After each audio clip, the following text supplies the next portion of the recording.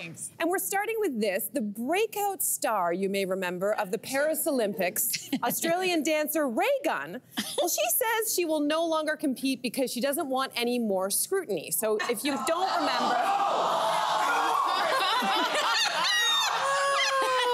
Derek has some feelings about this. Okay, so Raygun, of course, became famous for her, let's just say, creative moves in the breakdancing category. So, do we think the public went too far with teasing of Raygun? Me too. I feel the exact same way.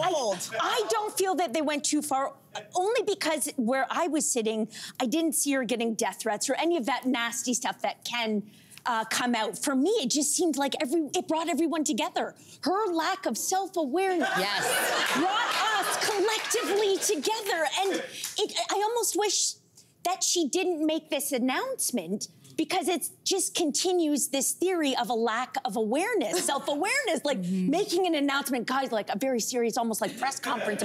I'm not going to compete anymore. It's like, okay, like we weren't waiting, you know? Who asked? Nobody asked. Yeah. Nobody asked you. Yeah.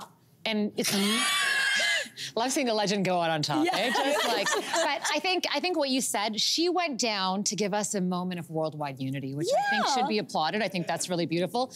And usually I'm like, let live and let live. Like, let these people just, you know, but come on. It was unity through laughter, though. It was. But it's like, how did she? And you know, I blame the Olympics. That's who I blame, because it's like... You gotta take a few other people, her friends, her family, and everybody who's ever seen her. It's like, they all need to be taken down. But Andrea, how did she make it to that? Like, how is it even possible for somebody to make it to that level? Well, this is what happens when cultural appropriation happens to people, where it's like you have an art form, and then it gets watered down so much, and people are like, oh my gosh, you're killing it. Now, if you'd taken her to the streets of Brooklyn before she went to the Olympics, you'd be like, girl, get off that cardboard and stop playing around. It would have been a completely different thing, but I think that she's playing us. You do? I think she's playing us, and I'll tell you why.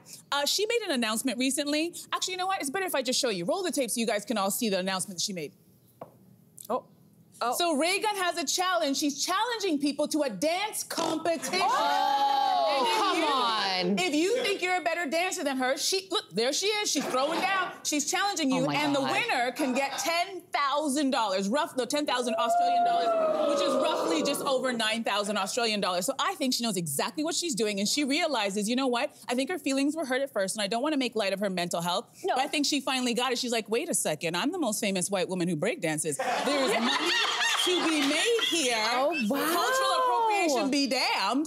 I'm gonna get my check, and that's what she's doing. Because I see you, Raygun. Okay, that's fast, girl. And she's retired, but in 4 years, I bet you she's gonna have a big comeback, big splashy comeback. Yeah. I mean, I found it striking. I didn't know all the intel about her. Did you guys know that she's actually a teacher? So she's a professor. She's got a PhD. Someone pays her to teach Someone pays her to teach. She teaches like hip hop, I think, and breakdancing theory. So she definitely. She should be a judge for the Olympics, not an Olympic judge. No. You can't be a judge.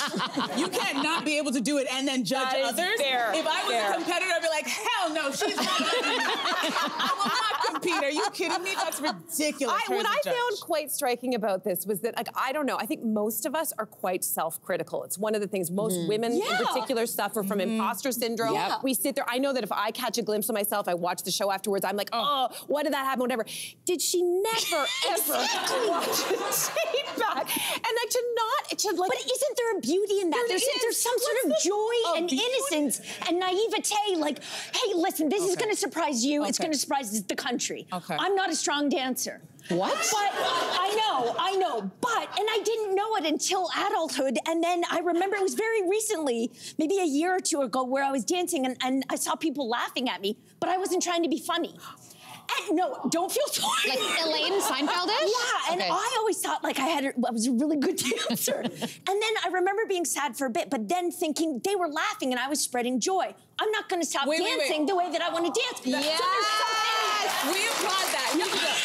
I'm gonna applaud that, because I hate when I hear people say, I don't dance, and they refuse to join a social gathering. It's like, get on the dance floor, it's not that serious. But when you join a competition, when you're the Olympics, get gold medals, I didn't immediately go to the Olympics. That's where it changes. And I think if you're dealing with a child who wants to go into competition to get better, I think it's different. She is 37 years old. She got a lot of participation trophies. That's what happened. She started thinking, I'm actually good at this. And then self-parenting, where there's going to be a lot of gentle parenting, just saying.